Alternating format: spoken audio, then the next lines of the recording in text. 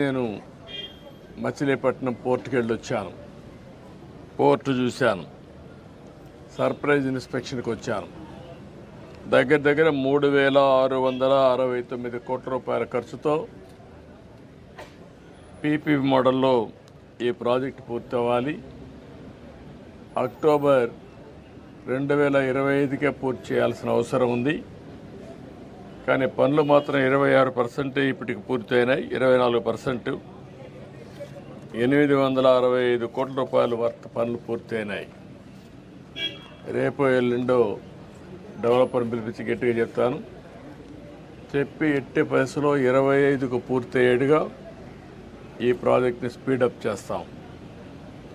దీంట్లో కూడా నేను అక్కడ పోయినప్పుడు ఒక నోటు కూడా ఇచ్చారు, చూశాను.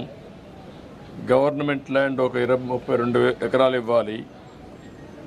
ఒక 6 ఎకరాల 36 సెంట్లు అక్వైర్ చేయాలి. మొత్తం కలిసి ఈ ప్రాజెక్టుకి 38 ఎకరాల 36 సెంట్లు ఇవ్వాలి. అది కూడా కలెక్టర్ చెప్పాను. ఆ వర్క్ కూడా ఇమ్మీడియట్ కంప్లీట్ చేస్తారు. ఇది అయిన తర్వాత ఇక్కడ మొత్తం స్టార్టింగ్ 4 బర్తలు వస్తాయి. అల్టిమేట్గా మాస్టర్ ప్లాన్లో 16 వరకు వెళ్ళే అవకాశం ఉంటుంది. ఫైనల్ ప్రాజెక్టులో 3,696 ఎకరాలు ల్యాండ్ కూడా కావాలి. ఇప్పుడిప్పుడే స్పీడప్ అవుతుంది. దీన్ని పూర్తిగా ఇంకా స్పీడప్ చేసి మళ్ళీ ఈ ప్రాజెక్టు పూర్తయితే మచిలీపట్నానికి ఒక అభివృద్ధికి దోహదం చేసే అవకాశం వస్తుంది. రెండోది కూడా ఇది రాజధాని పోర్ట్. ఇది అమరావతికి దగ్గరుండే పోర్టు. ఒక 45 నిమిషాలు, 1 గంటలో ఇక్కడికి వచ్చే అవకాశం ఉంటుంది. కాబట్టి ఈ పోర్ట్ని అన్ని విధాలు అభివృద్ధి చేసుకుంటే ఈ ప్రాంత ప్రజలకే కాకుండా రాజధానికి కూడా ఎంతో ఉపయోగపడే పరిస్థితి వస్తుంది. దానికి కూడా స్ట్రీమ్ లైన్ చేస్తాం. ఎక్స్టర్నల్ రోడ్స్ కానీ, అదే మరి ఇక్కడ కావాల్సినటువంటి పోలీస్ ట్రైనింగ్ సెంటర్లో స్ట్రీమ్ లైన్ చేయడం కానీ, వాటర్ సప్లై కానీ, ఇవన్నీ కూడా కొన్ని పెండింగ్ ఉన్నాయి. రెండోది ఇసుక కూడా కొరత ఉందని చెప్పారు. అవి కూడా ఇప్పుడు నేను కలెక్టర్ గారికి ఆదేశాలు ఇస్తున్నా. ఈ ప్రాజెక్టుకి ఫాస్ట్ ట్రాక్లో రా మెటీరియల్ కానీ, లేకుంటే వాళ్ళకి కావలసినటువంటి సదుపాయాలు కానీ అన్నీ కూడా పూర్తి చేసి దీన్ని అనుకున్న టైంలో పూర్తి చేయడం ఒక బాధ్యతగా పెట్టుకుంటున్నాం. అది కూడా పూర్తి చేస్తాం. ఈ ప్రాజెక్ట్ని పూర్తి చేయడమే కాకుండా ఈ ప్రాంతంలో పరిశ్రమలకు కూడా మనం నాంది పెరిగితే ఎక్స్పోర్ట్ చేయడానికి వస్తుంది. కంటైనర్ పోర్టు కింద దీన్ని అభివృద్ధి చేయగలిగితే నాగ్పూర్ నుంచి కానీ, తెలంగాణ నుంచి అయితే డ్రై పోర్ట్ కింద దీన్ని ఇంటిగ్రేట్ చేసే అవకాశాలు ఉంటాయి. వేరియస్ ఆపర్చునిటీస్ ఉన్నాయి. మన రాష్ట్రంలో కాకుండా నైబరింగ్ రాష్ట్రంలో ఏవైతే ల్యాండ్ ఉండే రాష్ట్రాలు ఉన్నాయో అవన్నీ కూడా చేసుకుంటాం. అల్టిమేట్గా ఈ పోర్ట్ని ఒక మంచి పోర్టుగా అభివృద్ధి చేయాలని చెప్పి అనుకుంటున్నాం. అది కూడా చేస్తాం. అదే మరి సిటీకి నేను ఇంత మునిపే చెప్పాను, ఆ పనులన్నిటి కమిట్మెంట్ ఉంది, తప్పకుండా చేస్తాం. ఇది బ్రీఫ్గా ఈ పోర్ట్ గురించి ఎక్కువ ఎంఫసైజ్ చేయాలనే ఉద్దేశంతోనే మళ్ళీ ఒకసారి మిమ్మల్ని రమ్మన్నాను. మీరు రాలేకపోయారు. దీనికి ఎన్నో ఉద్యమాలు చేశారు. సంవత్సరాల కొద్ది ఉద్యమాలు చేశారు. దగ్గర 2 ఏళ్ళు 3 ఏళ్ళు ఉద్యమాలు చేస్తే ఆ రోజు పోర్ట్ని నేను ప్రారంభించిన పోర్ట్ని మళ్ళా మార్చారు. అయినా ఇప్పుడు మళ్ళీ దీన్ని డిస్టర్బ్ చేయడం నాకు ఇష్టం లేదు. అది విధ్వంసం అవుతుంది. ఆ రోజు చేసిన విధ్వంసం మళ్ళీ ఇంకొకసారి పునరావృతం కావడానికి వీలు లేదు. ఎట్టి పరిస్థితి దీన్ని పూర్తి చేస్తాం. కంటిన్యూ ఈ ప్రాజెక్ట్ పూర్తి అవుతుంది. పీపీపీ ఇది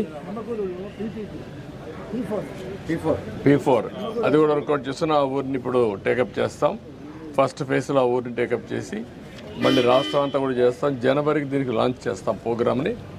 ప్రూఫ్ ఆఫ్ కాన్సెప్ట్ కింద నిమ్మకూరు ఫస్ట్ ప్రాజెక్ట్ కింద స్టార్ట్ చేస్తాం. ఇప్పుడు 4 బర్తలు ఉంది. అవే కంటిన్యూ అవుతాయి. ఏదైతే ఎస్టిమేట్స్ కూడా ఉన్నాయి, ఇప్పుడు పెంచాల్సిన అవసరం లేదని నా అభిప్రాయం. ఎనివే నేను రివ్యూ చేస్తాను. పోర్టుకు అనుసంధానంగా పరిశ్రమలు రావాలి. ఏమేమి రాగలుగుతాయని చూస్తాం. ఇప్పుడే బీపీసీఎల్ కూడా ప్రపోజల్స్ పెట్టాం. వాళ్ళు కూడా రిపోర్ట్ ఇవ్వాలి. ఆ రిపోర్ట్ వస్తే క్లారిటీ వస్తుంది. ఒకవేళ వాళ్ళు వస్తే యాంకర్ ఇండస్ట్రీ కింద ఇమీడియట్గా పికప్ అవుతుంది. ఒకవేళ ప్రత్యామ్నాయంగా ఇంకా ఏం చేయాలో అవన్నీ కూడా వర్కౌట్ చేస్తాం. అంటే ఇంకా అవసరమైతే ల్యాండ్ అక్వైర్ చేసుకునే అవకాశం ఉంటే అవన్నీ చేసుకుంటాం. ఏమేమి కావాలో అన్ని విధాలు ప్లాన్ చేస్తాం. ఇండస్ట్రియలైజేషన్ చాలా అవసరం.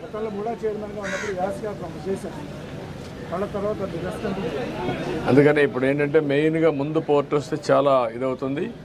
ఇప్పుడే మీరు చూసారు నేషనల్ హైవే వచ్చింది, దానివల్ల ఈజీ అయింది. రేపు రాబోయే రేపల్లె వరకు రైల్వే లైన్ కూడా వస్తే కనెక్టివిటీ ఈజీ అవుతుంది. ఈ విధంగా అన్నీ కూడా మచిలీపట్నాన్ని కనెక్ట్ చేస్తూ మనం ఇవన్నీ కూడా చేయాల్సిన అవసరం ఉంది. 6 లేన్ అవసరమైతే ఇంక అన్నీ 6 కాకపోతే 8 కూడా అవుతుంది. రేపు పోర్ట్ ఇవన్నీ బాగా వస్తే ఆటోమేటిక్గా వచ్చేస్తాయి.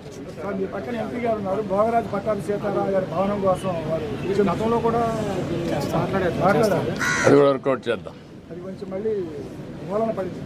ఓకే చేద్దాం. ఒకసారి తీసుకుని వీళ్ళు వైఎస్ఆర్సీపీ వాళ్ళు ఇక్కడ మన పోర్టు పోలీసు ల్యాండ్ ఒకటి తీసుకుని ఇది కట్టేశారు సార్ వాళ్ళ ఆఫీసు. అది ఇంతవరకు ప్రతి చోట కట్టేశారు. అట్లా 2 ఏకర్స్ తీసుకుని ఇలాంటివి చేయకుండా నిరుపయోగంగా ఉండే వాటి పరిస్థితి.